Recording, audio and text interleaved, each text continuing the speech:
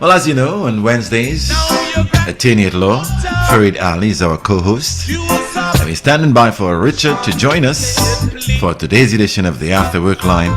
Lots of important discussions ahead, so I beg you to stick and stay all the way. Please, Mr. Officer, don't you him off of me head. Time after time, citizens complaining over the radio about the citizens' brutality and only for ignorance. Please, Mr. Officer, cool down your temper. Please, Mr. Officer, don't you bother aim upon me. Connecting our people right here in Trinidad and Tobago and around the world is Power 102 Digital. The afternoon power drive is on Power 102 Digital. The future of talk is here. Power 102 Digital. Exactly, that's the way it is. The future of talk resides right here at Power 102 Digital. And on the set with me is Farid Ali. Good afternoon, my brother, and how are you?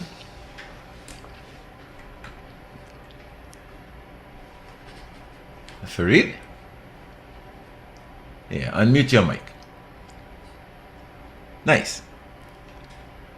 What's up? What's up? I'm still not hearing you. Check your audio.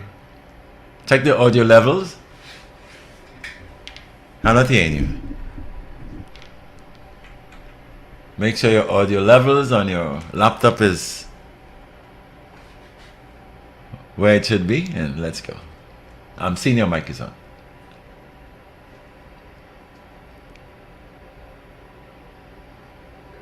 Yeah, are you there now?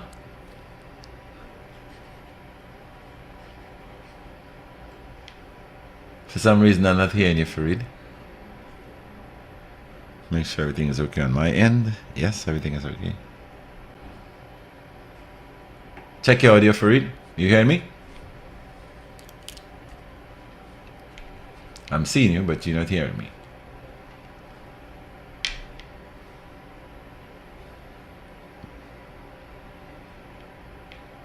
Okay, seems like I'm still not hearing you. Check the audio levels on your set. Make sure it's up.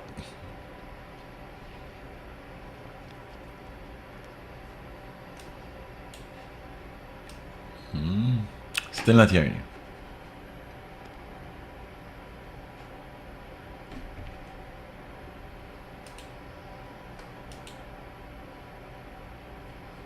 Right, try unmuting your microphone. Right, try now. I'm still not hearing you. Something is wrong from your end.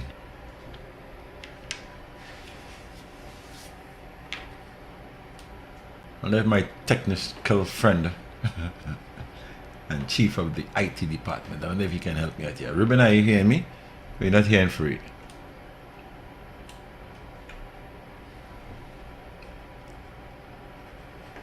Hold on, Farid. I don't want it there. So let me just.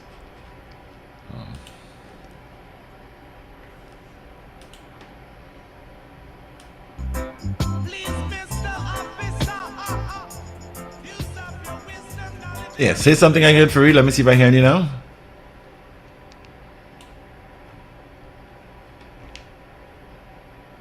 Okay, we have a little technical glitch here, people, so stick with us. In a short, I believe we'll be talking about police and what's going on with the police service right now, who made comments and all of that. So stick and stay. It's going to be very interesting. We are standing by for Richard Nora to join us here. It's Power 102 Digital Wednesday. Farid Ali is with us.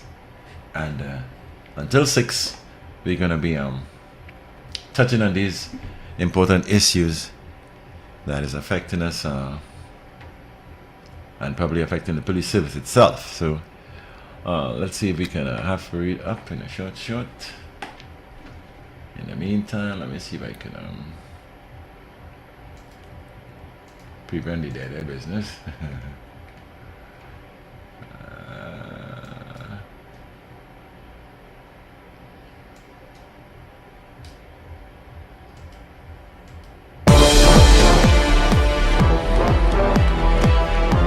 So stick and stay with us. We're trying to work things out here. We're not getting Farid live audio for some reason or the other. And in the meantime, we are experiencing sort of inclement weather. Yeah, it's been raining cats and dogs all over the country. Can't say for Tobago, but it is raining in Trinidad from morning till now. So I beg you that you proceed with caution on the roadways. It's very slippery.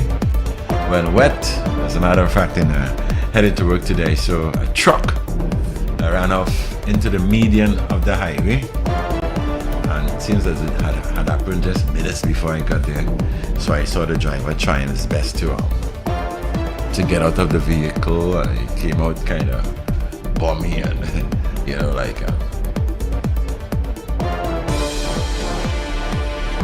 seeing like not knowing where he is and all of that. But he was ably assisted by some other motorists while they await the ambulances and police and firemen as they respond when accidents happen like that. Looked really shell-shocked when he got out of that truck. So I am begging you guys, proceed with caution. Make sure that your vehicle is roadworthy. Yeah, I spend a lot of money on my vehicle to make sure it's roadworthy and safe. Yeah, safety is the key. So I pray that you take it easy. Don't be zooming here and there on wet roads. Let me tell you something. There are no new tires for wet roads, right? They haven't come up with that as yet. That you're sure you wouldn't slip and slide or skid off the road when it's wet. I don't think they've made those kind of tires as yet. Only if they make tires that are biting at the road with spikes. And this is not a country where we experience that kind of climate change like winter and all of that. Those seasonal things, we just have hot and wet. Not even cold, hot and wet. Or dry and wet, if I should put it like that. So stick and stay, proceed with caution. If you got the children to pick up at some lessons or anything like that, make sure you get them well organized and walk with your umbrellas and clothing or rain apparel. Alright? So we are still standing by. Seems like we have internet fluctuations or unstable internet. So I know my technician is out there on it. So we're standing by for Farid Ali and Richard Norrie.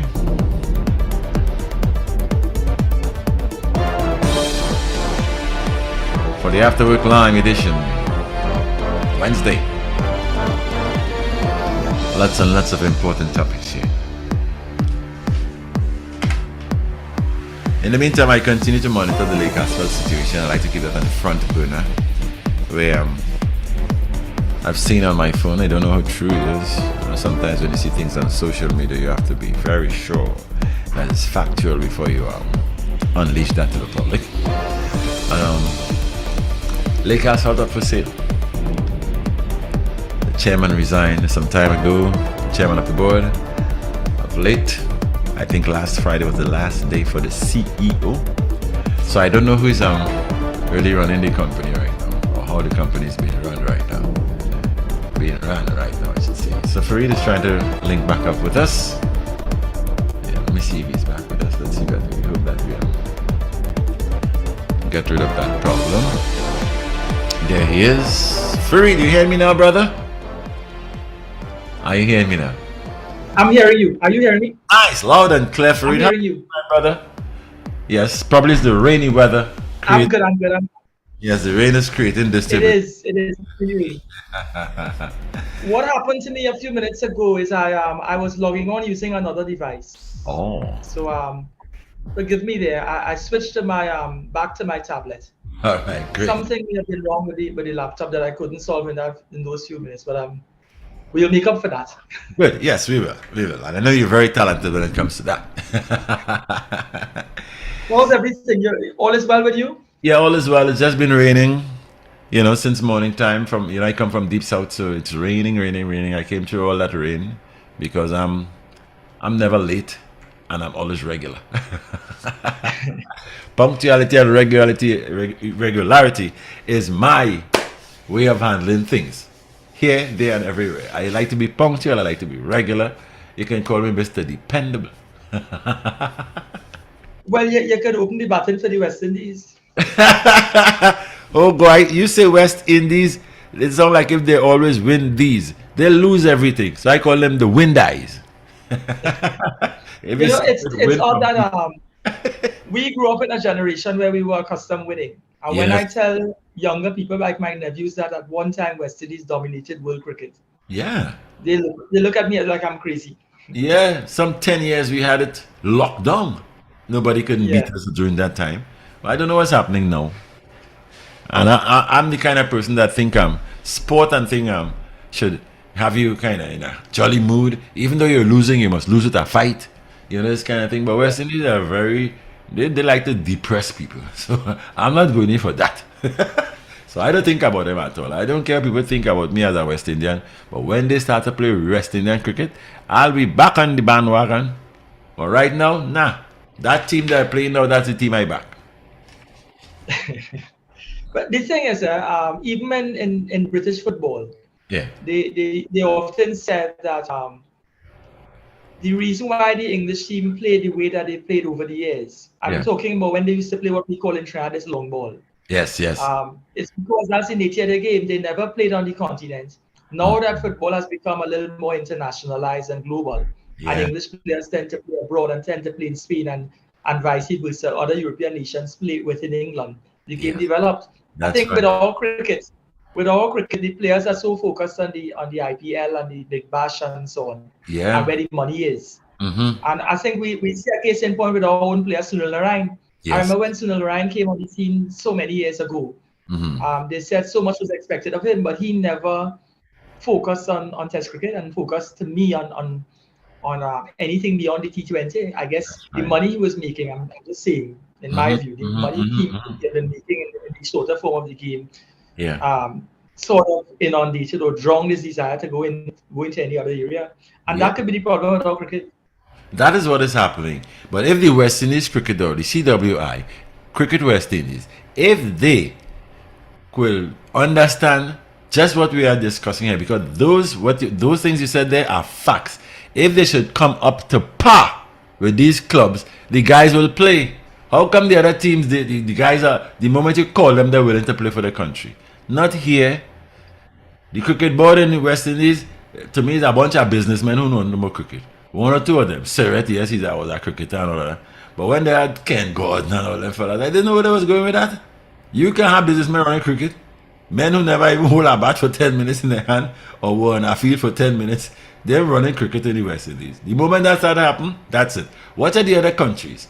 All the superstars that came out of their cricket or football or whatever, they end up running the thing, you know.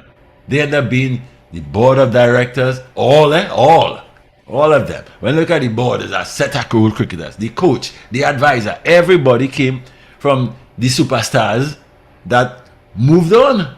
In West Indies here, Gary Sobel and them, they just did. You know, Yeah. Viv Richard, but they know, even the Viv Richard and them, they are now coaching T20 teams and Yeah. showing their prowess as coaches. But where Cricket West Indies is concerned, I don't know. Like they have a mission to destroy Cricket West Indies, so I have no time to be watching and hoping. I back in a team that will have me up on my toes and thing. And have You me, see, you said something just now about when you have businessmen running the cricket. Yeah. I think that you need. I agree with you. I agree with you in that regard. If it is the businessmen's input is in the administration of the game, I think you need business people on board in order to market the game and Well, in order to manage the money surrounding the cricket. Because when you that's have right. cricket administrators essentially they're cricketers and they're people with cricket knowledge and cricket know-how. But in order to manage the money that comes with the cricket, because remember, West Indies made so much, they dominated for 10 years. Yeah. And the question is always asked, what did the board do with the money? That's right. That's right, my boy. Bringing in business people was important in order to help and to lend the acumen required to manage the money. Yes, the But they financial can't part expect of the it. business people to have an input in terms of the cricket. The marketing of the game was important with regard to making money and the players would benefit from the franchise and all the income generated out of the cricket. Exactly. But we haven't been able to correct that marriage. We haven't been able to connect the marriage between business and the administration of the cricket. That's right. And That's then we have so many rivalries within our cricket in terms of the yeah. Queen's Park faction wanting to take control of the cricket after they had it for so many years. And with the advent of so many teams now, when they get to the voting part of the cricket to determine who's going to run the cricket, so many of the Central South teams dominate the voting processes now because of the number of teams that have been flourished out of Central and South. That's So right. Queen's Park is getting a chance Yeah. to take control. Democracy has taken control of where the center of the cricket lies. Now, that's a good thing, but I think there are competing factions between Queen's Park and South Central, and Yeah. that is hasn't been resolved, and that's locally. It's a real shame that our cricket has thrived despite that sort of infraction within our cricket. Yeah. But throughout the West Indies, there's a problem, and we have been able to deal with that problem. I tell you, I can't imagine. I used to be seeing like the incident with Bravo, that's Darren Bravo and the chairman, a big Rango Tango. You took the guy out of the game. You can't even play quarter percentage of the what or this Bravo could play, but you take him out of the game. You have a problem with this one. You have a problem with that one. You're taking him out of the game. Now them fellas looking at that, they know club cricket could give them 10 times what the cricket West Indies giving them. I would have done the same. I wouldn't have think about playing for them at all. So you see most of the guys now, you see every other day, this one retire or resign from West Indies cricket. They're not saying club cricket. You know? Them fellas still go down there and making them money because the West Indies Cricket Board have no intention of dealing with the player and the game. They're about, I don't know what they're about. I kind of want to say, and I could be wrong, but they're on the wrong trend in improving West Indies cricket.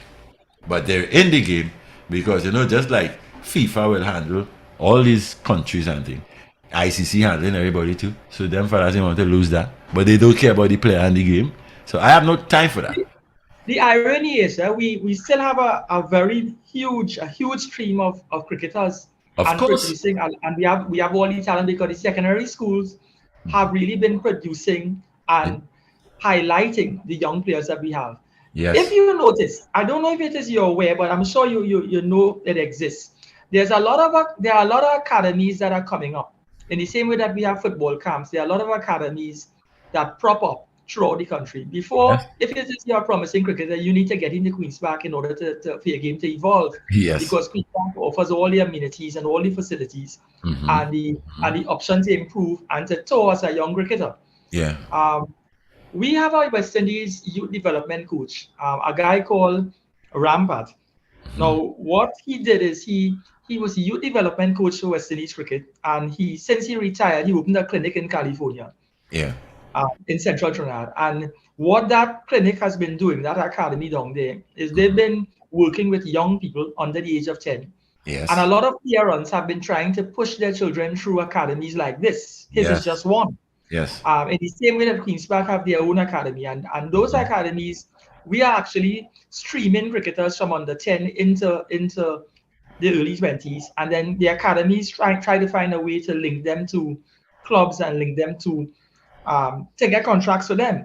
Yeah. So you find that we've been producing cricketers in the West Indies, but not producing proper West Indian teams. No. The players' ambition from very early is to try to get into the game, develop themselves, and get out. Yeah. So we end up with our brain drain on our own team. That's right. When you look at it, Fareed, when you look at it at the IPL and all these different Big Bash and all this kind of thing, the West Indies players are the most talked about, They always tie in, and we can't put a team together. Something is definitely wrong. I see Richard has joined us. I don't want to take up too much time. We have until 6 Fareed. 6 o'clock is cut-off time. And I know I was given some clips to play. You will direct me as to when you want me to play them and which one you want me to play. Right, so let me take time out to say good afternoon to Richard. Richard, how are you, my brother? You hearing us? Yes, quite clearly, Daddy Man. Nice. Clearly. Take your volume up if you can a little bit. Any better? Yes, that's a lot better now. Yeah. Farid is here with us. We've been talking about the dilemma of West Indies cricket. Let me make it be known. I support India as my cricket team. They don't give up just so at all. I support in the club football. I support Bayern Munich. You see them these Caribbean stressing when it comes to athletics, yes. But I'm not going to stress myself. I don't think sport is something I should be stressed out all the time, every game, every opportunity. There's no kind of happiness, no kind of no method for me to motivation for me to say yeah. So when they get to Yeah. that level, I will join them again for read. Right now, no. And my grandson too is attached to a Badre Academy that operates out of the Brian Lara Cricket Academy in San Fernando. So what you're saying, I support that also. And let the young people learn to play the game. If they don't want to play for West Indies because of West Indies administration, just like what we're experiencing now with this government here, I give them right. Go with clubs. Richard. My thing is, not everybody can make a West Indies team. Not everybody can make a Trinidad team. We're not saying that. And it's only 11 players could play, and it's only 16 players could go on a tour. And you have so much talent out there. Everybody can't get a game, as we say. I know. I often listen during the World Cup. They say Brazil has 150 million people plus, Yeah. and of 150 million people, everybody there could pick a team.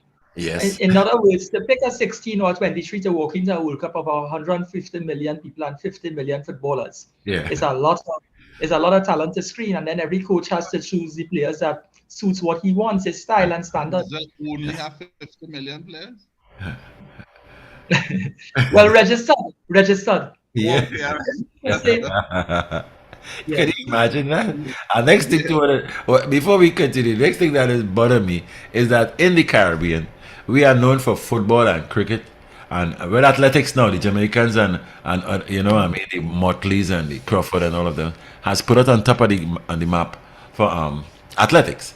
But where cricket and football is concerned, when you watch at Brazil, every quarter mile you walk, you might see a football pitch. You go to India, every quarter mile you walk, you see a cricket pitch. You know in the Caribbean, what we seen, a set of one-ring basketball courts all over the place.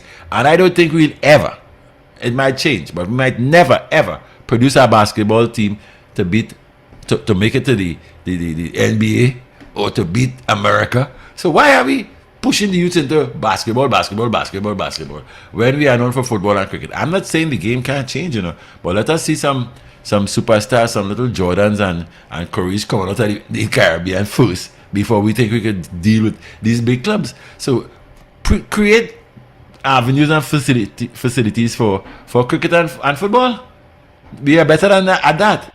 You know, so You see, gentlemen. the thing is, basketball, the overhead to play basketball, it's a poor man's game in a manner of speaking. All you need is a ball and people in the community willing to play. You know, Yeah. a cricket bat is $2,000. Our football is $300. Yeah. When you do the maths of it, you could play basketball in the road. You nail up your ring against a government lamppost, Yeah. as they would do when I was growing up, or you put it on the neighbor fence wall, Yeah. and people that- play and young people play basketball there. The I mean- trouble with football and cricket is you need administration. Even Yeah. a minor league team like Labre Angels, Yeah. they Of course. dominated Yeah. at one time. You understand what I'm But saying? they need management. Yeah. We get them They trouble. need management. Yeah. Anyhow, gentlemen, I know we have a list of things to speak about here. So the sport, well, that was important to know because I need to get it off my chest. All right. Before we switch over, Yeah. yes, sports is important. Today I went to license office, and you know, for years, and whenever I get good service, I'll come here and so. Now, first of all, I always say I like the minister Rohan Sinanan. I'm sure I've heard me saying that before. Yeah.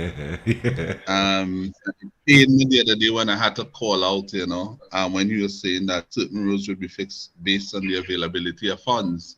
Yeah. I felt that wasn't for him that they gave him a slip or some piece of paper to read from. And I felt that had the net resulting effect of bringing down whatever he represented by him saying that. But outside that, I think he's a good working minister. Skippy will talk about his bucket of pigtail and his business in which we know nothing about. We don't know anything about that at all, you know. Yeah. And what could I say? As I say, we don't know anything about that. I know him to be a decent and fine and wonderful person. Now, see, they have mobile licensing operation. You all saw that? Yes, I saw that. Where if you live Santa Cruz, right? Yeah. Your permit renewed. Yeah. You can get your permit renewed And by a it's mobile operation. Yeah, Santa Cruz, yeah.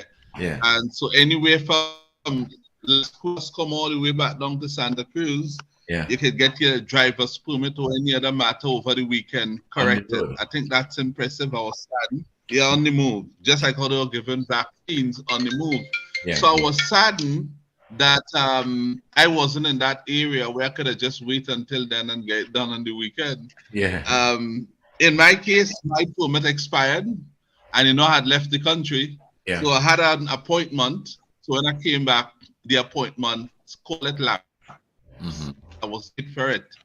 So, and I made a new appointment and it was for today. I was so lucky. All the time I'm getting at September and way down, I just kept on trying every day. And boy, I got one on Rising Road for today.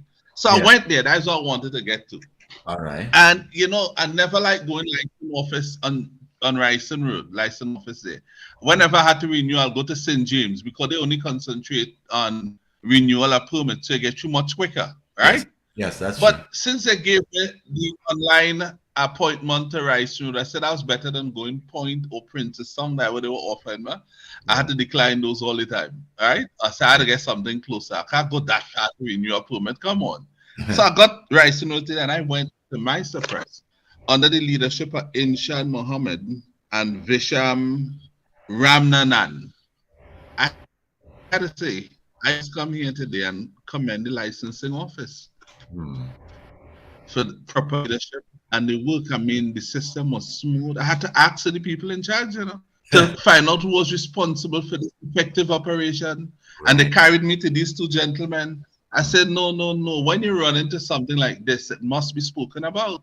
So if Rohan Sinanan had anything to do with that, I want to commend Minister of Works and Transport, Rohan Sinanan, for really improving the licensing authority on Rising Road. It was really smooth. The how should I say, the customer service from everyone whom I dealt with. I mean, as I reached, they took my thing, they went to a sort of a machine. Yeah. They did the stuff quickly. They told me it's processed. Just take your things and they put it together for me. And they said, go to that desk. I went to that desk. They looked at it. Then they told me I have to go across there. I went and I paid. And in less than 5 minutes, I was called for a picture.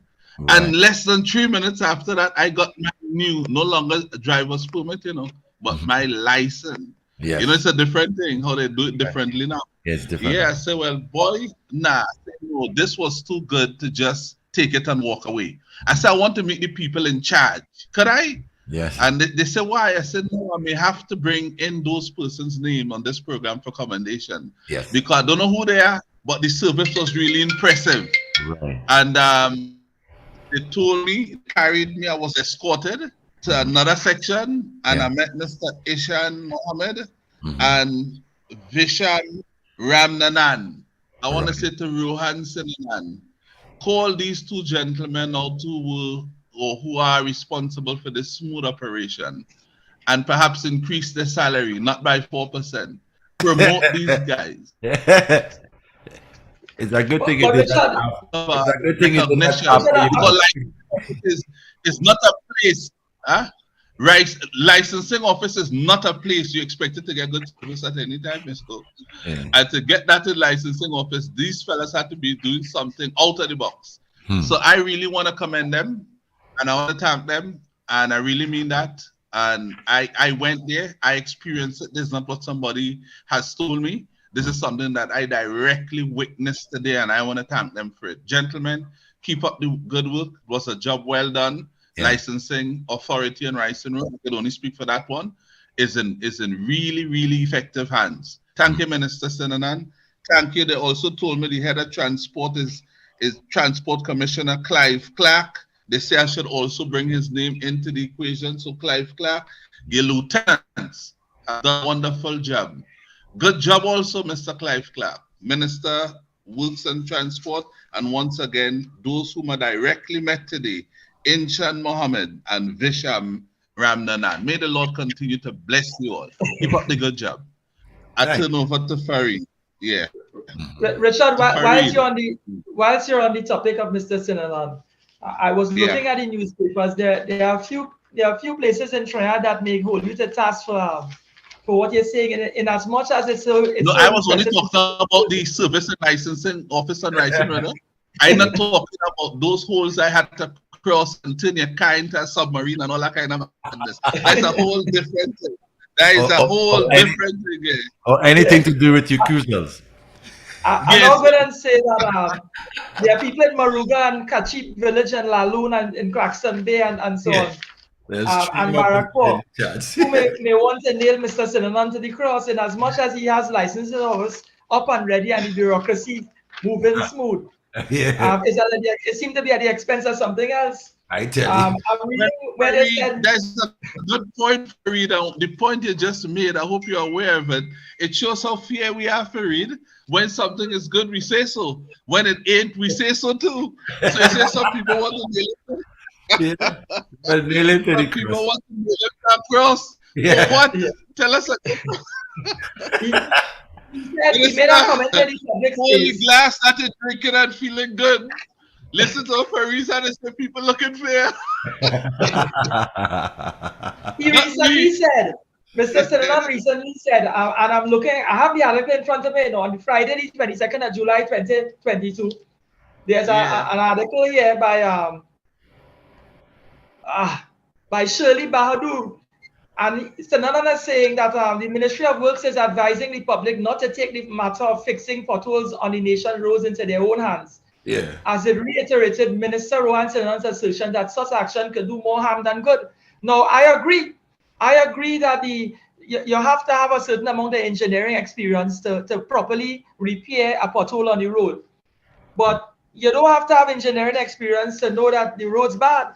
And if it is the Ministry of Works not doing what it's supposed to do, the people in Maruga and Claxton Bay who's inviting Mr. Sinanan to drive through Kachip Village, all the way down to Laloon and experience the roads that they have to traverse on, then he may have a better understanding of where the problems lie. That's right. So in as much as I am happy that Richard was able to get good service at the licensing office, Yeah. Richard is just one of a few people who getting good service but driving on great roads. What about the people in Laloon and Kachip who the service doesn't matter? That's a nice way. That's a nice way of drawing me back into the conversation. I never started driving on good roads. I tell you, the service and license office was good. Yeah. I just understand the bad road issue, and some people want to turn your car into a submarine because all of a sudden from the road they dive down into the whole car is submerged, you know. I mean, come on. Some car come back out, I saw a picture where one, he really believed his car was a submarine. Yeah. I've seen that twice down on my head. Yes. So, I mean, come on. And how about I'm looking at another article, Carolyn Kisoon, on the 26th of July. In her article, it said that roads linking Barrackpore to Maruga are used as a thoroughfare from one point to the next. And they were saying that vehicles have been damaged and children were unable to walk the roads. It's causing not just transportation problems in those areas, but they said 2 weeks ago, residents staged a similar protest, which led to meetings with Maruga, Tabelon, MP Michelle Benjamin, and local government councillors. They were saying that the problem is money. Now, if I'm correct, David, didn't we just have a $8 billion increase in revenue in terms of a windfall? Yeah, but None of this they windfall gave has us been a figure. We're not too sure it's 8 billion. I feel it's more than that. Well, whatever the declared figure is never always on time. They always give you a ballpark. The ballpark could be below the standard or above the standard. Yes, But yes. I appreciate what Mr. Sinanan does. If it's one thing, I must say that he's a hands-on kind of guy. I remember when we had these regular accidents at the intersection in Makoya and Tunapuna, he came himself to look at the intersection point at the junction and try and made his input in regard to saying that those who were traversing the roads from north heading south, they weren't seeing the vehicles running east-west along the bus route until they got to the actual stop point. A lot of illegal and unlawful erection or erecting of stalls, business places, food stalls, and vendors Yeah. are blocking the line of vision of the traffic flowing in a particular direction. So Sinanan is the kind of guy that gets involved, but I don't understand why Moruga and Barrackpore and some of these southern areas are not getting the same attention. And don't leave out the Only thing- south. Don't leave out the south trunk road from Urupuch to Point Fountain. Eh? I spend a lot of money on underneath my car because of the kind of roadways that we are compelled to drive on. Right. So you could come down. But it's interesting. It's interesting where we are. It seemed like more dialogue needs to be had between the local corporation and the stakeholders in the community, meaning the taxi drivers and the business authorities, the people that actually use the road for commerce and so on. Not that you're marginalizing the public, but when dialogue takes place between the business sector and the corporation tend to respond because the business sector is who's pumping the economy. They are the ones who are impacting on the communities. So I really don't know what's the solution in South. Maybe it's land slippage. Maybe it's the output required to get the road up to a standard is more. That overhead is more than just simply doing a facelift on the road and then having to face the problem. That should be no excuse because that's in a concentrated area. Moruga, New Grant, Barrackpore, and those places where the geographics of those places demand that you look at that all the time. The South Trunk Road is a flat road. What is destroying the South Trunk Road is these heavy vehicles. They're carrying rigs, tanks, heavy machinery, and they're not creating a roadway to take that. Plus, I was told that colas is what they're using in most of the road building ingredients, if I should put it like that, and not the lake asphalt bitumen, which is best for holding the road together. So I don't know what they're up to. But the South Trunk Road, we have been taking that bashing for a long time. And the people in Barrackpore, when they light up fire, they just shut down a roadway to a particular area. You see, if South started to light up the road for it, nothing passes Rosilakila. Nothing will pass. The thing pass. is that when we travel, and Richard, you could bear me out on this. When we travel and you examine the roads in the US and different developed countries, they have special segments of the road that trucks and vehicles of a certain weight and tonnage could use. Simply meaning heavy vehicles or vehicle carrying a certain tonnage may be limited to a particular side of the road or a particular lane. Yeah. Right.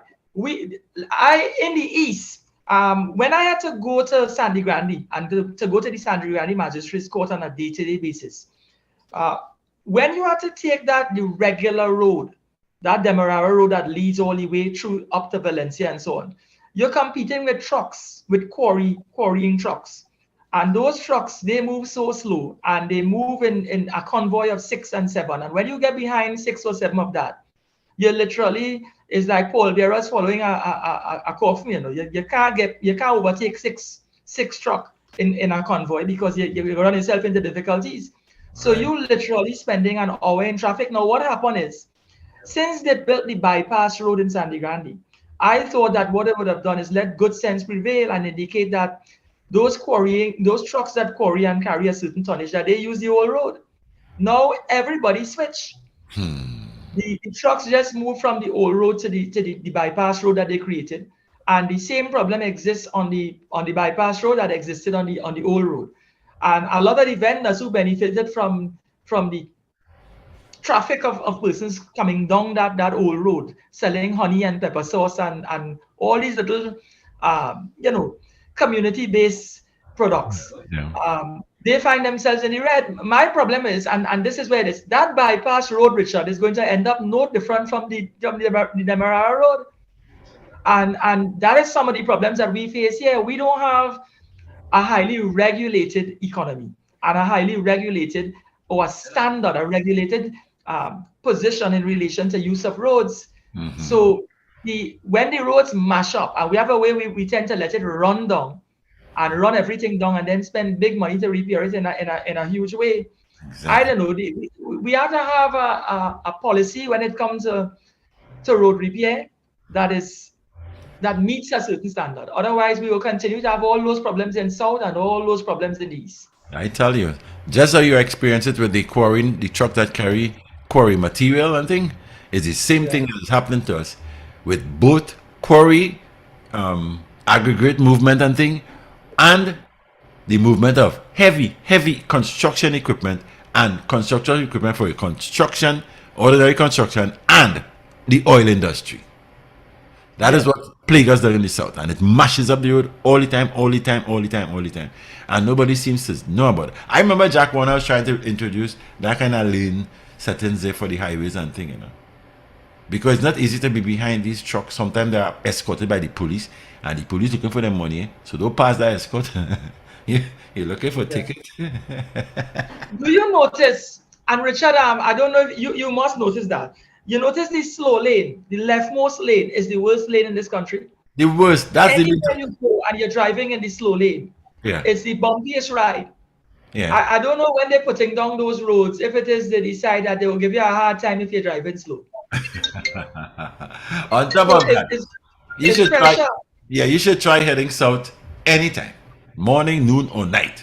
And trust me, I have to ask the commissioner of these traffic, the licensing people, the man who's in charge there. I want to ask him if there's a change in the regulations. In the regulation, there's keep left unless overtaken. You heading south, you could go now for it. You will see most of the overtaking is being done on the left side because everybody, snail, cockroach, ants, all of them on the right side. So you cannot. Because the left lane is a bad lane. The left lane, your vehicle could go out of alignment if you make a south tripping. Everything is you're driving on a greater. Yes. So now they should change the regulation and put keep right except when over. Yeah. They could reverse the other things. Yeah. Driving on a greater. Driving on a greater. Yeah, that's the experience going south, Richard. So don't come down with your nice car when I invite you. Come down with your truck. Thank you. So I make sure I'm coming with the truck. Yeah. I have to invite you, so keep the truck up and running. When I invite you, bring the family in the truck. Don't come down. Yes, remember we agreed on that. The mechanic might take care of the truck, but I don't think he has the expertise. No, I wouldn't bring my car down there. I went down there a few times. You run into a part where you have some small volcanic shaped pieces of the road. If you only try to go over the top of that, your car end up staying on top like, you're crazy. Sometimes I passed that with a truck already, my van, and I looking at the side of the door and seeing the road almost up by the glass at the right door. So this road? You're crazy. That is what I have to trouble. The road is like it has grown legs in the night and moving. Today, so be careful when they're coming out today. I mean, no, you had to be crazy to just take up your car and run down there. No way. It's not safe for a bad idea, but you just stand a better chance. Yes. Whenever I had to go to south, I used to park in Port of Spain in the parkade and take the water taxi. Yeah, that's a good idea. When they spoke about the water taxi going to Point 14, I was excited about that. Me too. Because I have so many family and friends in Point, but I tell them I am prepared to make that drive to come down there. I tell you. With the water taxi, I would have glide my way down all down there, and I had to worry about somebody crashing into me. That's right. But it's very difficult traversing that road, and I've been doing that for years and years, and I've been paying the price for years and years also. Yeah. I wish I could have done like the boss and recuse myself from paying all those things because they could have recused also.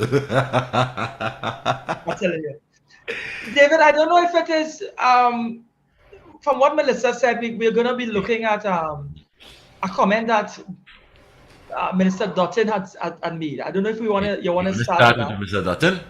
Now Yeah, he we can has, start he with has Mr. he has 3 clips here. Would you like me to run them one behind each other? Or Yeah, one? we can do that. We can Okay. do that, and we'll carry the discussion out of that, because he was more or less touching on the issue of the gang-related violence and the division within the police service and so on, Good. and in treating with certain things. All right. So here goes, eh? Yeah. The criminals have no respect for anybody. Look at the killings in Port of Spain. We're now arguing, about whether Port of Spain is safe or not. And that's a big discussion.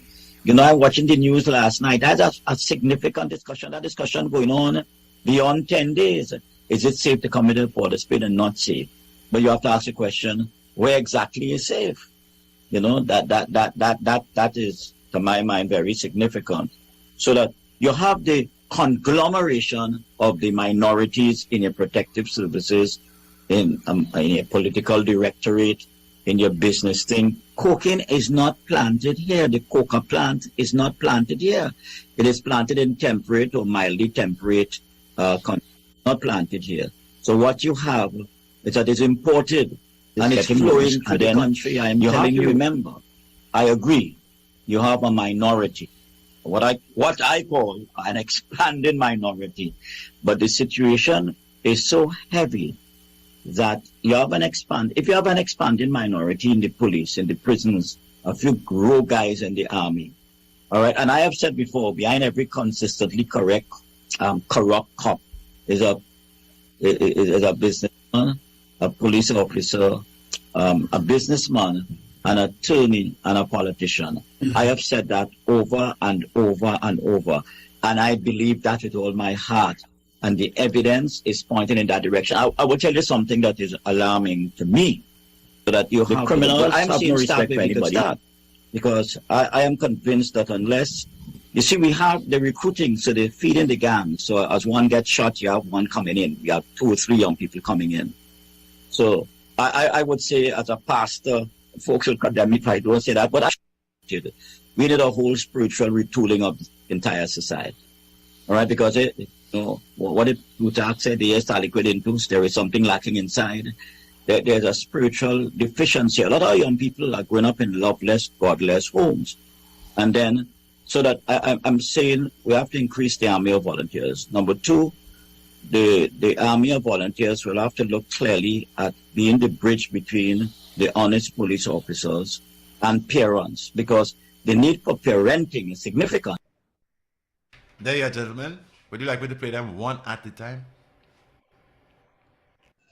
We could move on to the next one, and then we deal with everything globally after. Okay, that's Mr. Diosaran, right? Yeah. Okay, here we go. I'm going to try to play them one at a time so I can get the ending. I realize they're merging into when I have them consecutively playing, right? So listen. We have the Police Service Commission now. Taking over a year to hire a commissioner of police. Where else in the world you hear an institution or a government taking a year or more? Steve Williams was there acting for 2-3 years, almost. Now you have the Police Service Commission, because of the lack of resources, the lack of constitutional muscle, because they're still dependent on the Director of Personnel Administration for their resources. So they have to wait for the money to advertise, and they tell you quite plainly they wouldn't get a commissioner of police until the end of the year. Where in the world would you hear that commissioners are in Miami and other parts of the world, in London? It's a week's time after proper quick screening and suitability test. Why is it the whole national security and public safety architecture in this country is extremely deficient? And those are the issues we have to examine if you want fundamental improvements, as the Constitution requires, of these public safety agencies. So it's not only quarreling about the figures, it is about fundamental reform at the institutional level, and these institutions therefore must regain their legitimacy for the public, including the gangsters, to respect them. There are serious defects still existing in the police service. It's not just the figures on the top. Those are outcome issues. The source of policing starts with human resource, capacity, and fit-for-purpose systems inside the police service. And we're not doing that. Take the entry qualifications to enter the police service. 5 O levels, at this day and age, you need a diploma. You need a certificate for both in theory and practice. You have SRPs entering the police service after serving as SRPs for some time. With no diploma, no 5 O levels, it's just a character certificate they would need. They enter and then they are absorbed inside the police service. So when you're hearing all these reports about police officers charged for corruption and this and that, it's because of the weakness in the entry qualification. It is purely calling at the top, and those underneath on the street, children coming into the society as adults, they have lost respect for these institutions, so we have to restore institutional respect. If you quibble about the numbers, the murder rate is now heading over 300. In just 6 or 7 months in the year, are we going to head for over 600 at the end of the year, which will be a record-breaking amount? And that is has to do with the loss of respect for private property, the loss of respect for persons, because you have people, gangs and 1 or 2 people running inside people's homes, shooting men lying down in their hammocks. People park their cars, they are being bullet-ridden. But what the quarrels and controversies about is about race, culture, and little petty issues, nothing fundamental about dealing with crime, dealing with public safety, developing the economy, having more peaceful relations between communities. They're not speaking about education reform to the extent that it deserves to be spoken. That's it, Fareed. You know, sometimes I listen to what the technocrats say and the stakeholders say, and so much of it is well said. It's well said in terms of the public is there and the public is digesting and receiving the information that is being put into the public space. But we also need to bear in mind that we are a society, and because we are a democracy, we depend on our politicians to lead us moving forward. Everything is in this country that we live in is the government gonna see about it. The government's supposed to fix it. The government carries the blame and carries the responsibility. I guess upon whom much is given, much is required, David. Yep. So if it is you go and you campaign and you get involved in electioneering and you put yourself up into the public space, and then people buy into what you're selling them, then you have for the next 5 years carry the burden of the blame and the praise when things go bad and when it goes well. What Dar es Salaam is saying is very, very true, right? But my problem is, how long has Dar es Salaam been saying this? The professor has been saying things like this for 20 plus years. You know, I was on campus in the early 90s, and what he's saying here is no different from what he said back then. The entry level to get into the police service, when you look at the entry level being 5 O levels, right? 5 O levels, it's any 5 O levels, and for those of us who've been through the system, you know that you have the saying 5 O levels is not necessarily 5 ordinary general O levels. Sometimes it's 5 basic conks. Yep. So, you know, in O level and the entry level, in terms of ordinary level exams, you have basic and general. Basic is for persons who perhaps they have a standard, but they're not quite up to the general standard. So they allow them to write an exam that is, I don't want to say it's a weaker exam, but it's less testing. So to get into the police service, when you say all you need is 5 O levels, you may very well need less than what equates to, in our mind, to be 5 O levels. And if Dar es Salaam is saying that there's a relationship between between the qualification to get in and the quality of the police that we're getting on the streets, then maybe there's merit to that. But I can't wide brush or paint the entire service along those lines, because we have good police out there. My issue is this. I agree that the standard requirement to enter the police service in the 21st century, in 2022, it should not be 5 O levels, right? I believe that we cannot have a 5 O level standard, but and that has to be applied across the board. There should be improvements in the entry level requirement at this point. But when we look at the fact that 8 police officers have been charged for murder, and we have so many officers, 292 officers that were charged under the dispensation of Gary Griffith, and you're looking at a pool of 7,000 plus police, 7 to 11,000 when you really collate the figures. 292 might be seen to be a lot, but it means to say that there is no direct relationship between the police who enters the service with 5 O-levels and whether he gets into corruption. 292 officers charged, and you have 7 to 11,000 police. I'm not saying that that is collateral damage and we must accept that 292 figure. I'm saying that if it is we improve the standard for entry, we may be able to reduce those sort of figures and those sort of coefficients. However, what we have to look at, and this is where we're coming to, the quality of policing that we have in Trinidad and Tobago. When we have a detection rate in terms of criminality at 18%, it speaks volumes in relation to what our investigations, how the investigations bear fruit, whether we really effectively dealing with the issue of crime, and whether we have the tools necessary to solve criminality and to rid the society of the elements that carrying us in the wrong direction. Let me say the same thing in a different way, David.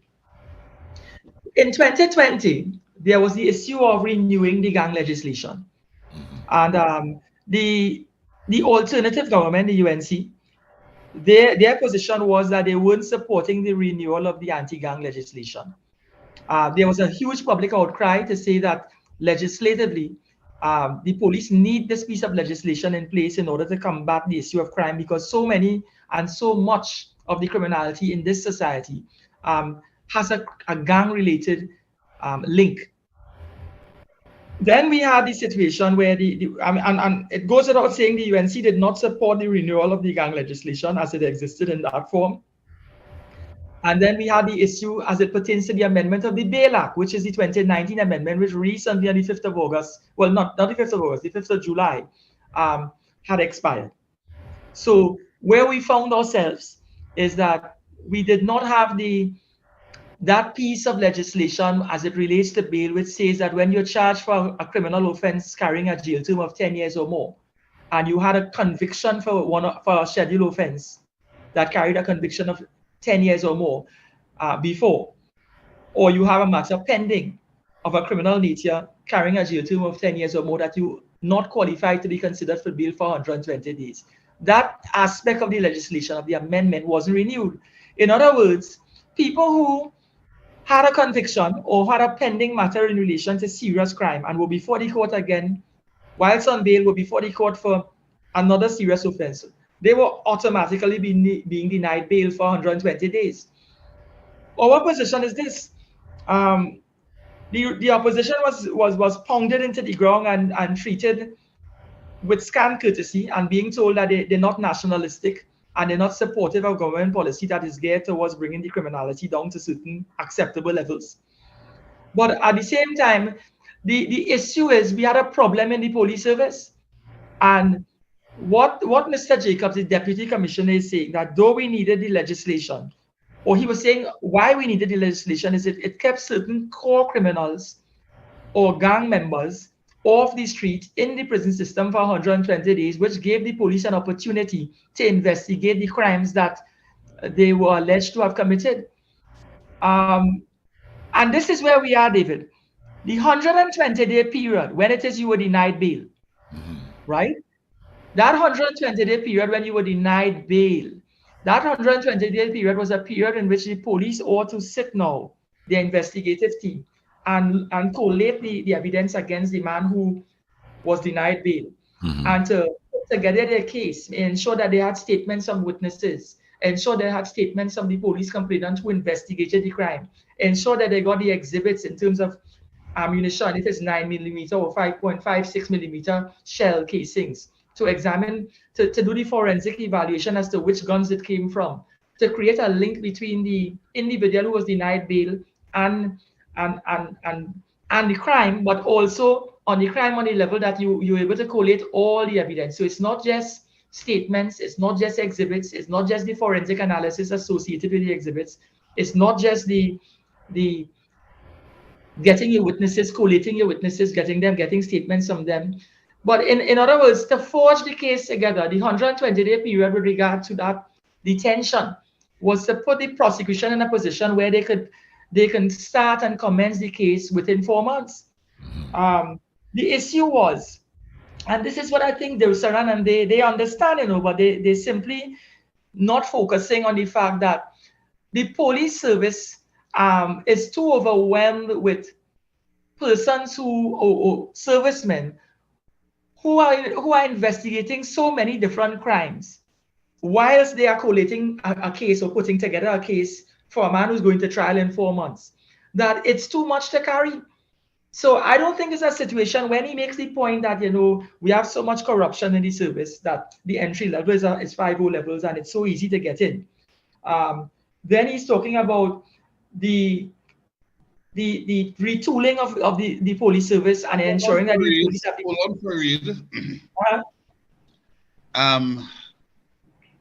the correlation he's trying to make. This is about crime, not so?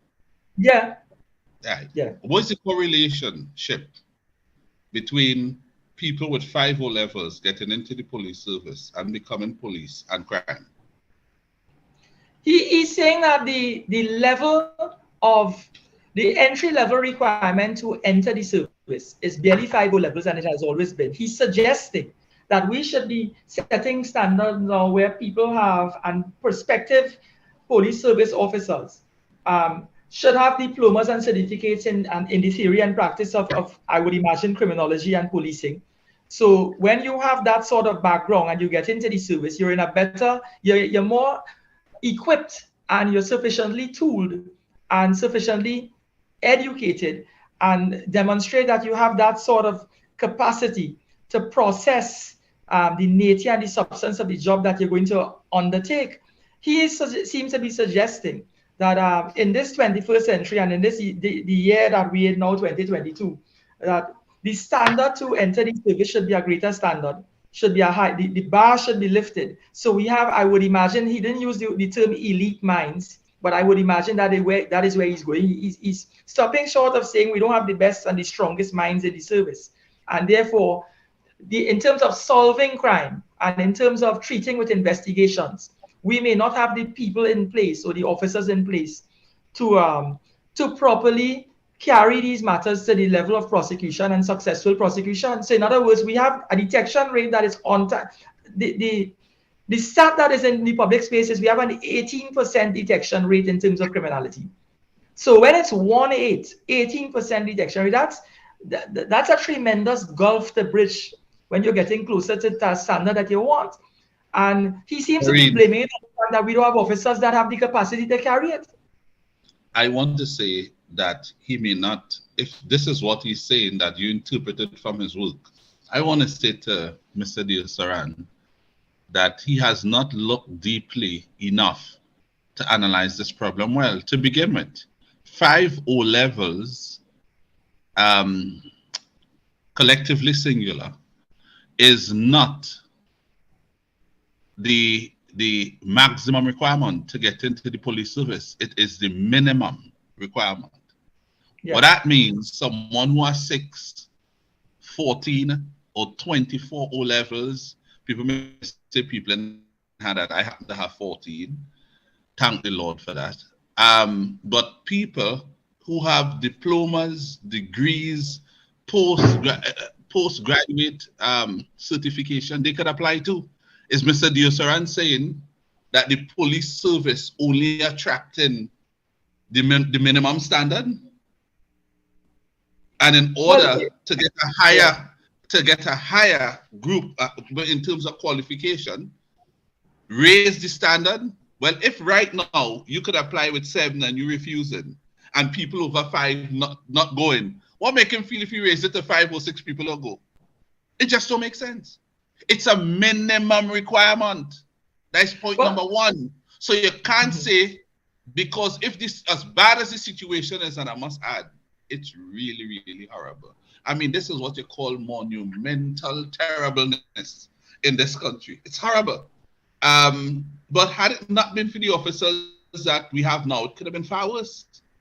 Secondly, officers who get in, persons who get in with 5 O-levels, they don't stay there for you. If you remember when you had gotten your O-level passes, if you had decided to stay right there and became this age, you'd have been thinking the same way like when you got those passes. You mature, experience. When you work with people, you learn more. You go to car straightening, you're going in not knowing anything but working under the person who could spread the fella and straighten a fender and rub it down and painting. As time goes by, what happened to you? You get to learn it through repetition. So you get any police service, you come across those who doing a good job, you learn something. You see something happen today that you didn't thought of, that committed to memory. Next time you know how to go about it, and you continue to improve bit by bit. So you don't enter with 5 and stay at that level. You enter at 5, and after a couple of years, experience is added onto it. That is why people who had no O-levels or had 3, but today in their 50s, they lead in the department. You know what caused that happen? The experience over the years is a form of certification. So again, if he's trying to say that is what causing crime, he's missed the boat. Let me tell you something, Farid. If the government of Trinidad and Tobago wanted to stop crime, all that talk with Dio Saran, and I want to thank him for it. What he has done is put out something to do what we are doing now. Thank him. To engage in an intellectual exercise to try to conjure up other explanations for why crime is where it is. And again, I must add, it is absolutely out of hand and it is out of control. I don't think it has ever been this bad, except in the time when we had a lot of kidnappings. I mean, that's the only time it was worse than this, but this is the next worst thing that we are witnessing in this country. Clearly, the ball has been dropped terribly somewhere along the line. But I'm saying, Farid, if the government wanted to bring an end to crime, how hard it would have been to bring some smart persons together on a genuine committee, not want to say a committee has been established and then in here nothing, and then the guy report a nice day night. With some genuine minds. You could have been on that committee as well, Farid. And the government budget for about $4 billion, not all in 1 year. You throw $2 billion out this year to do the things that are required. This is a country with 1.3, 1.4 million people. Farid. Yeah. Everybody in this country must know everybody, you know. If you really want to get rid of what causing crime, you get a drug squad. You understand what I'm saying? Yeah. That alone, you know, if a foreigner come in this country tomorrow for carnival to socialize or to meet a friend, he could ask anybody where I could get somebody, you know, the action. You understand what I'm saying? I was something smoke. In 20 minutes time, he find the people who selling. So our police officers, what happened to them? Some of them, they're dumb, they're blind, they don't know where to look. Everybody know you can talk to a baby on any back street and ask a child where they had drugs around here, and the child will tell you, oh, across there in the house. You understand what I'm saying? You can find it. So why they're not finding it? Because there's a drive not to. Now here why? It's important for you than people like Professor, the big professor who we all listen to. What they need to do is to look into this angle of it. What's going on there is that the government may be compelled to allow things to happen this way so that those who are benefiting from crime in many different ways will continue to benefit from crime year on year. So people are going to sell. You have to create the opportunity, squeeze the poor, make noise, and then tell them crime is a good thing. Make guns available. The man who has guns to sell, selling the guns around the corner, some other agent, and he's selling thousands of guns. To do what? For those people to shoot out themselves, kill themselves for nothing. And they say murder's increasing. What causing it? Everybody has a gun now because somebody needed to sell gun. I mean, if I get into it, I just talk about the drugs so that you know if you really have a government that is committed to this, they'll get done. The government could solve a lot of the problems. They can't solve all. And they may not be able to solve one in its entirety, but certainly they could come very close on several key matters to almost concluding those things. How come Patrick Manning brought down kidnapping? Do you remember that? Yeah. How Patrick Manning did that? Patrick said no. He brought a blimp. He created SWOT. I don't know if you remember that. Yeah. We got those Yeah. things operationalized and they were in action. And we started discovering that we held kidnappers here, we held kidnappers there. Kidnappers started flooding through the prison walls, through the judicial system, through the police. That's where it started. And then men started being brought to justice. Then they started extracting people who were actually kidnapped. And guess what happened? That ring was destroyed within a reasonable period of time. The blame did this job. Gary Griffith came in and he did some good work too. He extracted a woman from a situation where it was one of the rare kidnappings that had happened for many years. You understand? When you want to get rid of something, the government has the resources to get rid of that something. Once that something is not addressed adequately, simply because the government might have been constrained in some ways, why it just couldn't do what was required, but it had what it needed to fulfill the requirement to address the problem. They just did not do it. And that is what Professor Diosaran should come and give us something to read about. He told us about the prison before, and he gave the Prime Minister a big, a big book talking about the, what was again? The something Prison reform. resort. Prison reform. The what? The prison Prison reform and the manpower audit. All remember that? Yeah. He did a manpower audit too, not so? That might have been tied to the same thing. He gave the Prime Minister one big book, half the height of Dr. Rowley. I say, oh God, when you finish reading that? Me taller You than understand me? Imbert? I didn't hear that, Daddy Mac. Taller than Mr. Imbert? I would say that. It wasn't much reading. All I know the book was half older than anybody else. I mean, come on. I ain't saying that. But it was a very big book, right? And you come now, when he spoke then, Professor, he said, I never knew he's a professor, in criminology, And he came out and said last time, you see, some of us tend to forget too quickly. He came out and he said, oh, how he was overwhelmed and shocked and moved by what he saw in the prisons. You remember that, Farid? You remember that, Daddy Mac? Mm-hmm.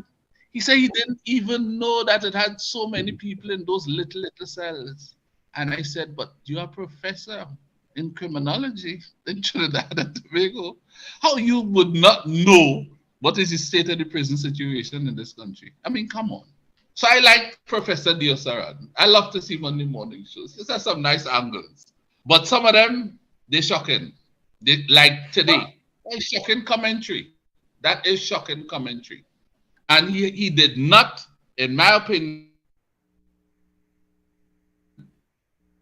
dial into the root cause of the problem. His work today, in my opinion, seemed to have addressed what you're going to call peripheral issues. How you get the police service, how many police, the population, and that kind. None of those things exist around the root cause, because I'll tell you this, police and policing, they are not the root cause of the problem.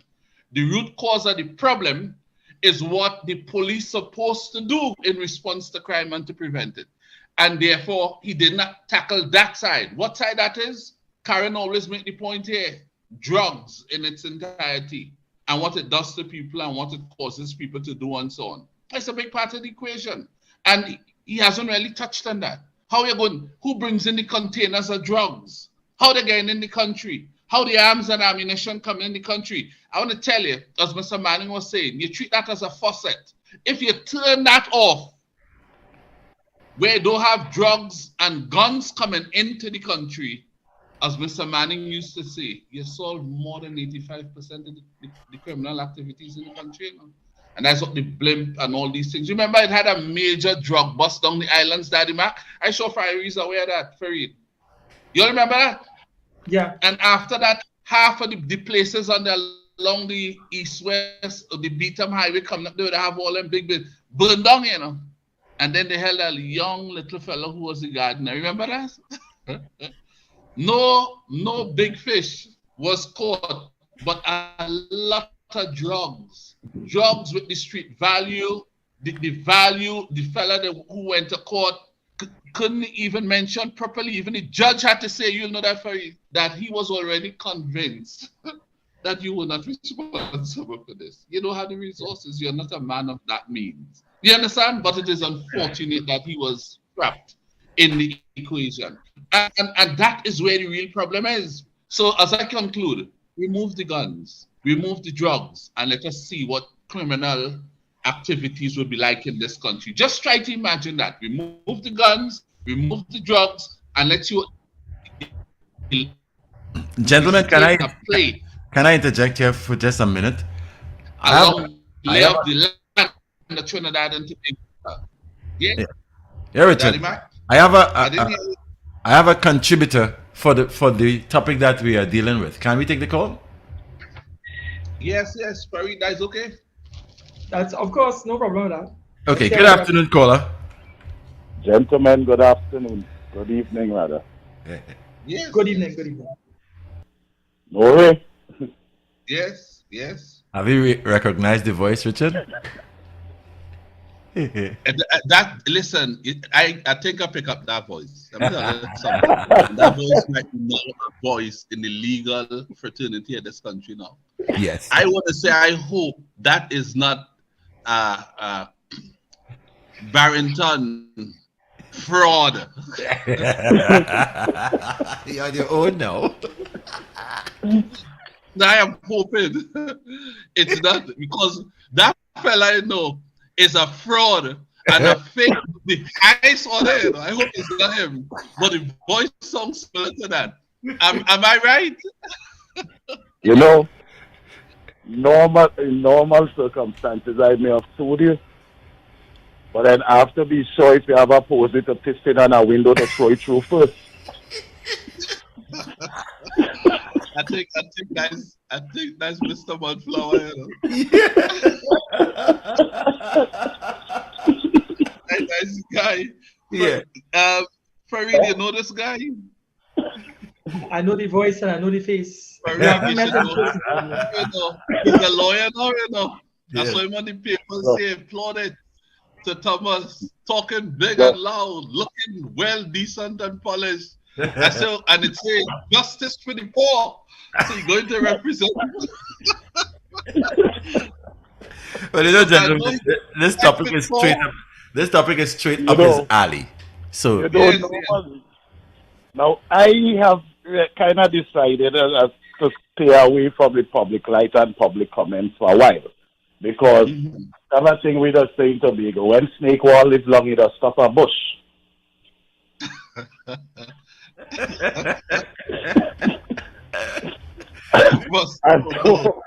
You know you always have your own book. Who just give you that one? No, you never heard of it. You grew up in Tobago, in Belgarden, in Zion Hill, and you never hear they say that? When snake wall No. it does stay a bush? So it don't come out for people to see it. No, right. So I want to live long, so I stayed away from public comments and all of that, but this is a very interesting conversation. And I understand what the professor is saying, because the professor seems to be suggesting to me, for if we use an example, right? You all hearing me, right? Yes, clearly. Yes. Election is big. So if we use let's first use the American example. So you have when investigations are going dreary or they're high profile or they're cross-border, statewide nature, they call in the FBI because they see the FBI as being the superior police and investigative unit. And that is because, well, it could be argued that is because the caliber of the FBI starts with, for example, a special agent must have a master's, regular agent must start with a degree, unlike the state and city police, which have, high school certification and so if that is the professor's argument, then he must reconcile why and how it works in the American space and reconcile with how it can work here, if that is his argument. However, the police, I don't know if the entry qualification for the police service is the problem or rather the syllabus of training. Because you remember we had this conversation before. And I was, we had this many times. And I've always expressed concern for Reed, Richard, and Mac. I've expressed concern of this. I remember the big hooray and fanfare with which they said it is no longer the police barracks. It's now called the police training college. I remember I argued then as I'm arguing now. If you are describing it as a college, what is the syllabus? You spoke about what the curriculum was. Was it the same as when it was the barracks? Or did they change it? Yeah, I remember we discussed that a lot. Are they spending the same amount of time to learn how to march rather than, and if you could reduce somebody learning to march time and include and increase time on forensic or at least prima facie forensic approaches. So if the syllabus is revamped and the training, 6 months, you training a man who came from the same community with the cocaine pusher and the cocaine user, who came from the same community with the victim and the perpetrator, and in 6 months, we seriously are of the view as a country that we have reshaped that person to now become a quote-unquote a police officer who should be viewed as of a higher standard and will have a better... No, that will not work. And it can only work if the syllabus and the curriculum at the police training colleges is improved, revamped, perhaps abandoned, or renewed. Until and unless we do that, we'll just be taking Dickie or Gina from the same village and in 6 months' time give them a uniform and a gun. And they are just as ignorant of science and maths and statistics and criminology and basic law as they were before they joined the service. And that is my position on that. So I hear the professor's argument. I think the professor should have focused on more resources for the training college. And so when we leave there, we have an all-rounded police office. And let me just end by saying this. And it's a good opportunity the police have at their training college. As the paradigm of crime shifts, they would have the opportunity to adjust their training modules to suit the paradigm as it shifts. And I mean to say, we are still taking our old colonial days of the Bobby type policing to deal with narco trafficking. The police, they still have issues of you can't be flat-footed, you have to be of a certain height to join the police service in an era where a cripple could be on a computer and rob a bank. Skippy, I agree with you. Skippy, I agree with you. I'm on the same page with you. Bear me out in this comment and tell me what your view is. There was a time that we didn't have Region 1, Region 2, and Region 3 homicide units.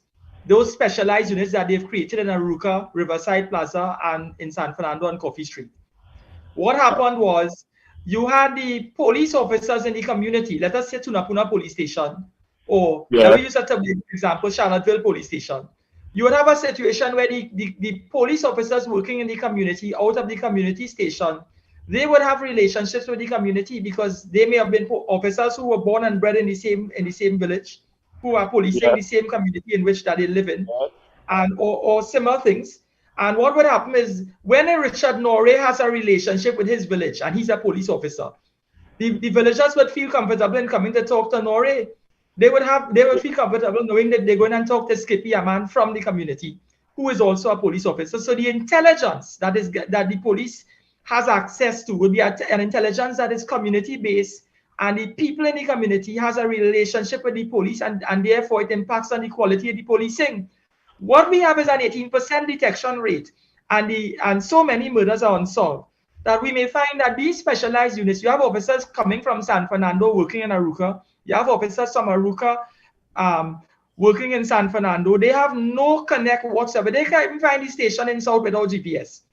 And their position may simply be that they're not intact with the pulse of the village and the community. So when crime is taking place, that correlationship between community and police has broken down over a sustained and protracted period of time. So what we may be looking at and all is the model for addressing crime needs to be addressed or needs to be refashioned and reapproached. And maybe then the older model in the older days worked better because we had less crime then. I'm not saying that that is the only solution. I'm saying that we may need to bring the community back in touch with the station and vice versa. Well, let me bear you out with a quick example. I have a nephew that got killed in Tobago. It may be 2 years now, right? Yeah. Yeah. So this year would coming up there. So Lenten season gone was 1 year. So right. So it's 1 year now. And the police from the charge room in the regular uniform, that's from the villages, that's from Tobago. They came down in the village. Person spoke to them very comfortably. Some were off duty, they went back on duty, they got the perpetrators, one perpetrator confessed to the offense, he called the other names, the charge room were doing it.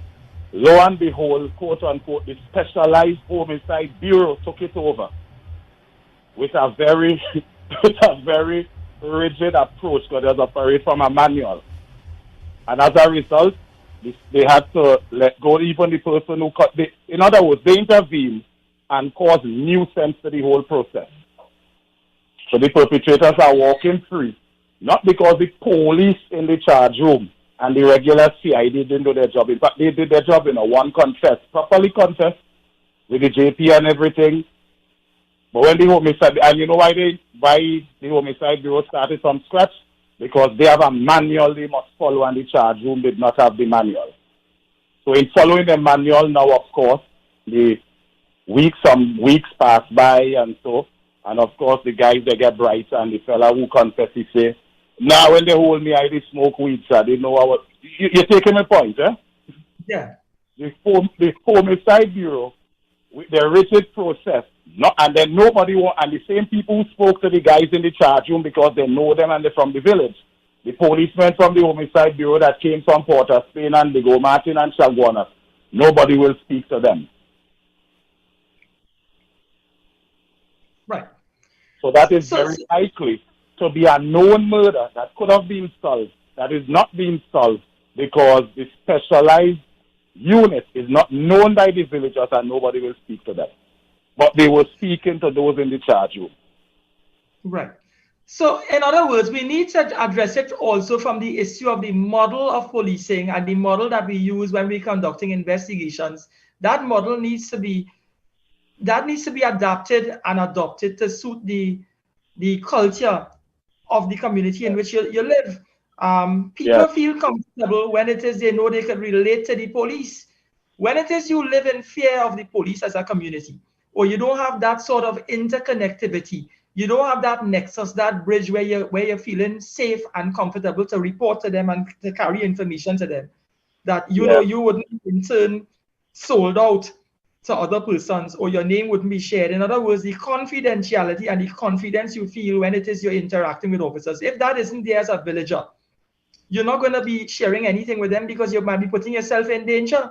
And that is the point, because the two policemen that were, in my specific example, the two policemen that were from the village, one was on duty in a different station, but from Tobago all the same. He was in Old Grange one. They walked through the village, and by the time they returned, they were able to effect arrest and get statement. But in came the team from Trinidad and the homicide bureau, and everybody said, "No, we don't know you. We're not talking to you." And you know what is weird about it? Rather than co-op and incorporate the efforts of those from the island and in the charge rooms, they in this specialized unit obstinately maintain their course at the expense of murderers walking free. Yeah. So there's no doubt in my mind that community relation is very important to policing. And is that something that you could learn from the training college? I don't know. But it might be something for those building the syllabus in the training college to consider. So I don't know if you could teach me from Chaguanas how to go to Tobago and survive, or how to interact and how to be one of the guys, how to be one of the villagers. Those are things that come natural, and since we're so small in scale as a country, then there's no difficulty to me in managing the distribution and, you know, how you place officers and where you place them, because it's a small island already. You must know from Central, you must know these things. So, there you go, gentlemen. Richard? Thomas, I'm listening to you. I'm going back in the bush. I tell you, when snake want to live longer, to stop a bush. We wanted to come out of the bush. So as a big serpent, which you are telling us you are, you want to live long? Yes.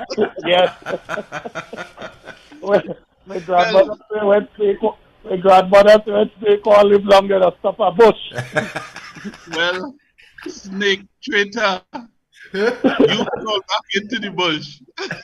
No, boy, you know the movie for a few dollars more? Yeah. Yes.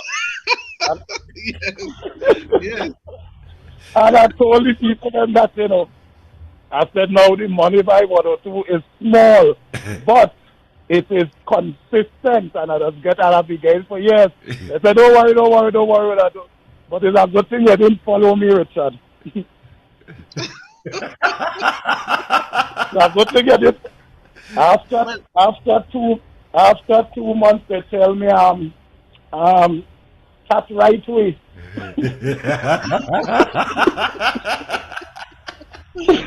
I said, well, what is the letter? Yeah, the chairman say, well, is a set of big words. But I go call you.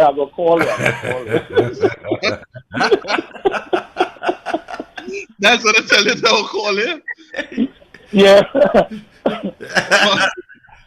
Thomas, you sure they didn't fire?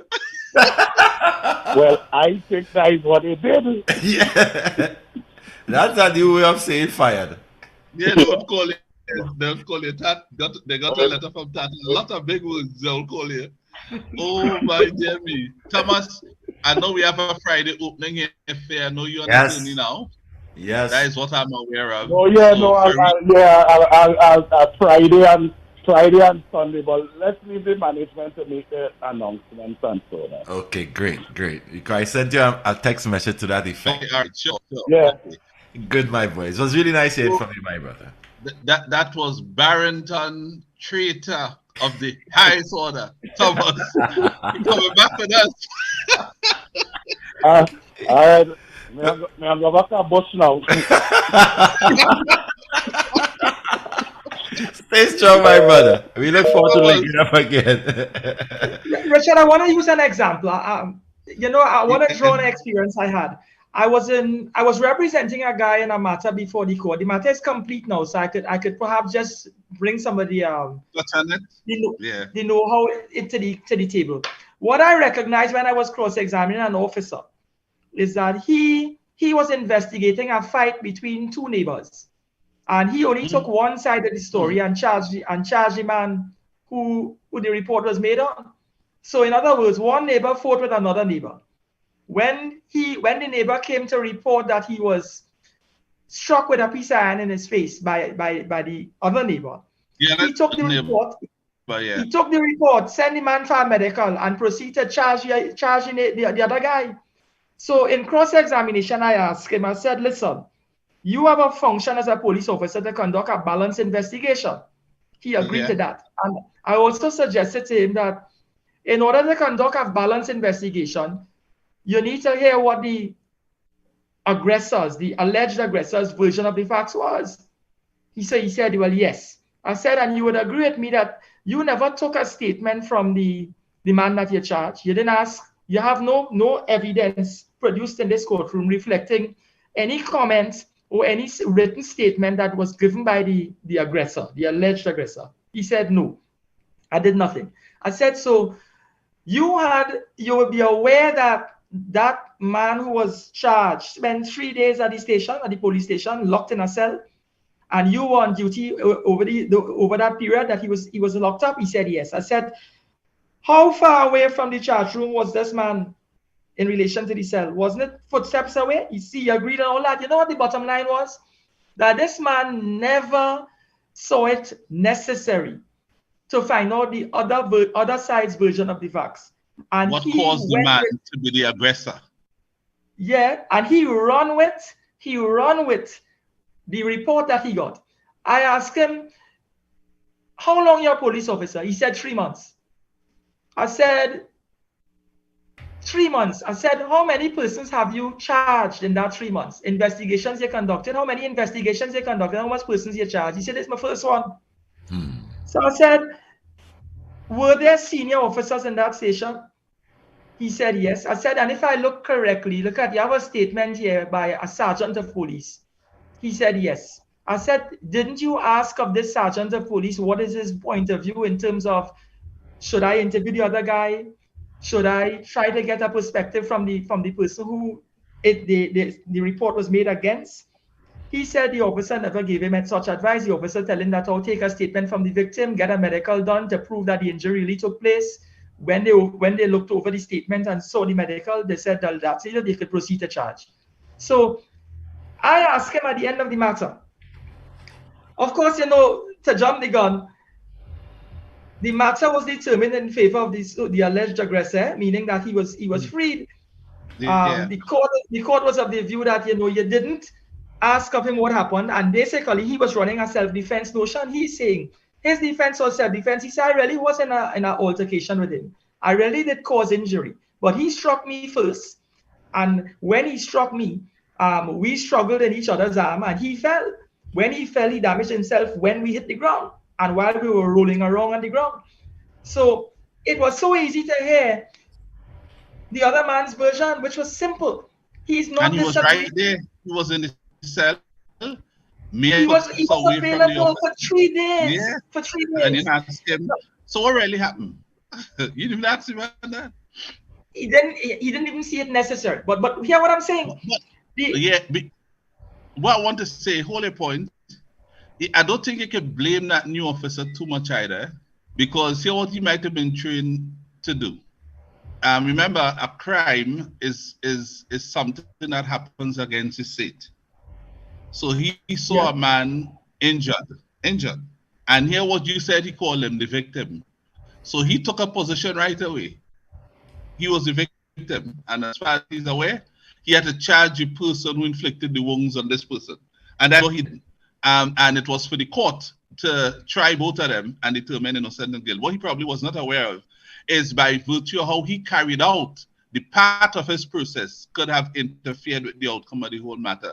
And in this instance, it did, because he went about it incorrectly, and it produced an outcome that was very different to what caused him to do what he did, because he thought the person he was protecting by referring to him as a victim would have been the one who would have won the matter, and the one who he viewed as the aggressor and whom he charged, he thought that one would have been defeated, but that wasn't the case. So in a sense, youthful indiscretion. I don't know how young the officer is, but if this is the first one, youthful in terms of being in the role of a police officer looking to charge someone.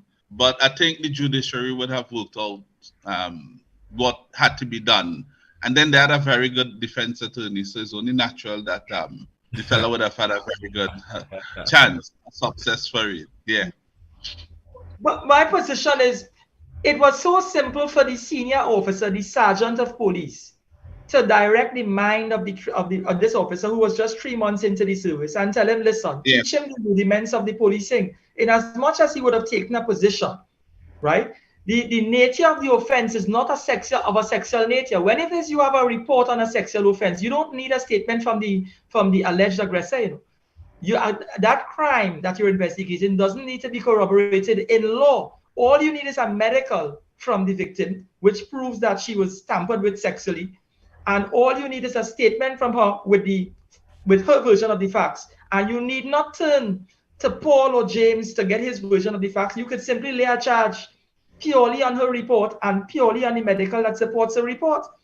So when you're dealing with a crime of a violence where somebody's alleging the other person caused injury to them, then the nature of the offense warrants hearing, at least on the balance of probabilities, the other side's version. Because what if the other side's version, as in this case, is he's willing to admit that there was an altercation, but I acted in self-defense? At least the defense would come out, because you have a responsibility as an officer to conduct an investigation in such a way that the salient points involving the commission of the offense comes out by way of making your prosecutor in the courtroom work easier. The prosecutor can simply look at facts and say, well, let's go to the bargaining. Yeah, if he had decided to interview the other person, whom he assumed to be the aggressor, and the aggressor had told him what he said in court, the police would have charged both of them?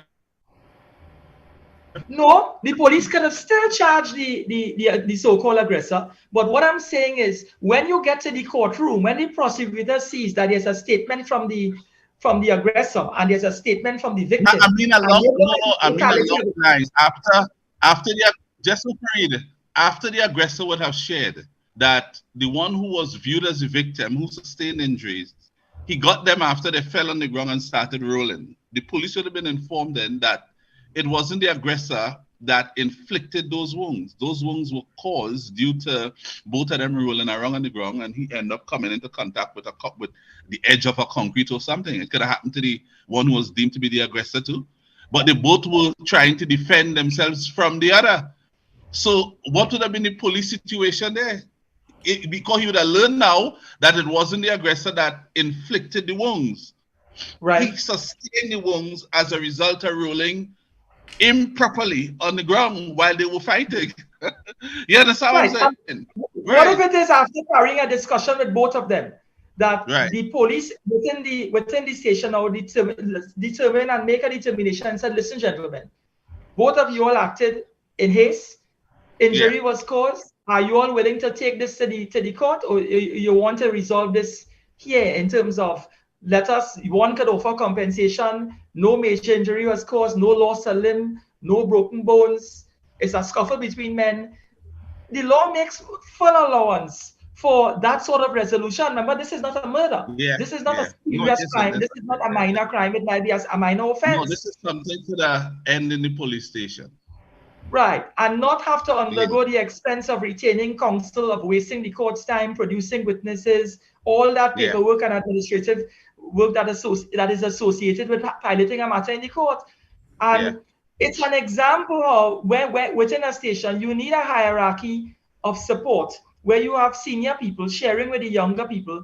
And when I say people, I'm talking about police officers, how to approach investigating a crime and policing people. Because what they could have done in terms of having a dialogue with those two men is solve a problem, in terms of those two neighbors that are warring. You don't know what the underlying conditions was for that war. So though one may have won the battle, they would return to the battlefield the next day after. The one who won the matter, sure. The one who won the matter is now going to sue for damages for the days he spent in court here. You're all filing such an application against the other one or against the police? What? Those two fellas are back to being friends now. I met him in the road. I said, what's going on? He said, man, that was then, that things get out of hand that day, and the police get involved, and look what happened. But me and he good. Also, so the days he spent in jail away from his family, I mean, he forgot that now? The friendship that strong? The man telling me he don't understand how the police get involved. There's argue all the time. Oh, well, expect another fight within the next 2 months. No, they're that close. They're that close. Whenever they can reconcile differences, they wrap up like snakes. Fight, and then they normalize after. He tell me that there's some fast neighbor get involved when them was fighting. And call the police. Yeah. And call the police. Oh, no. Well, in time things in, we close to that 6 o'clock time. Yes. I think Dersaran may not have been on the ball on that particular point, but I think generally there's a problem in the service, and we need to have within the service greater sharing and pooling of resources with senior and junior officers. And that may in itself may give a fillip to investigations and create the fluidity in the prosecutorial aspect of the work. Investigation breeds prosecution, and successful prosecution stands on the foundation of a proper investigation. Until that interconnectivity exists, David, what we will have is increased criminality in this country.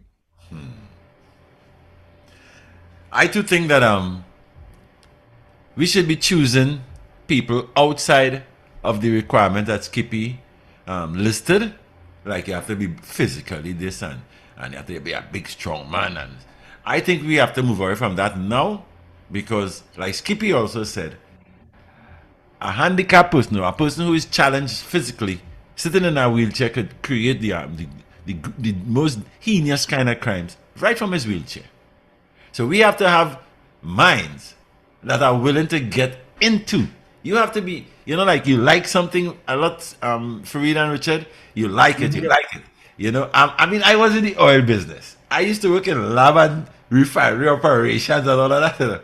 But I had loved the radio thing. And I moved away from that, where people gave me 10 thumbs down for doing that, to getting into radio. But I have not regretted the day I came into radio. So what I'm saying is that the people who want to get into the police service must have a kind of mental approach to being a police officer or to being a law enforcement officer, because there are officers who get into the police service simply to have an easier access to being legal minds like you, Fareed. Yeah. And even like Richard. Richard isn't a lawyer per se, but Richard knows law. He has degrees and stuff in law. What I'm saying is that the young guys and the young women who are intentional on being a law enforcement officer, I think within the interview, the interviewer should find a way of reaching into the minds of these people to see if that is what they really want to do. There are some guys who... It's about passion. It's about passion. The same way you have a knack to be a footballer and a knack to be a swimmer, and you have a talent. Yes. You should try to tap into your talent. Yes.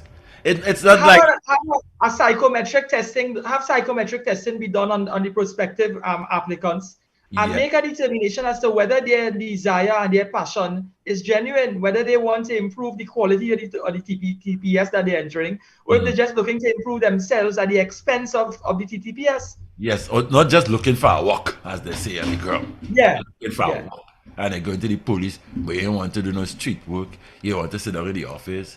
You want to walk up and you want to do escorts. And I don't think that should be any part of the requirements to being a police officer, especially in this era.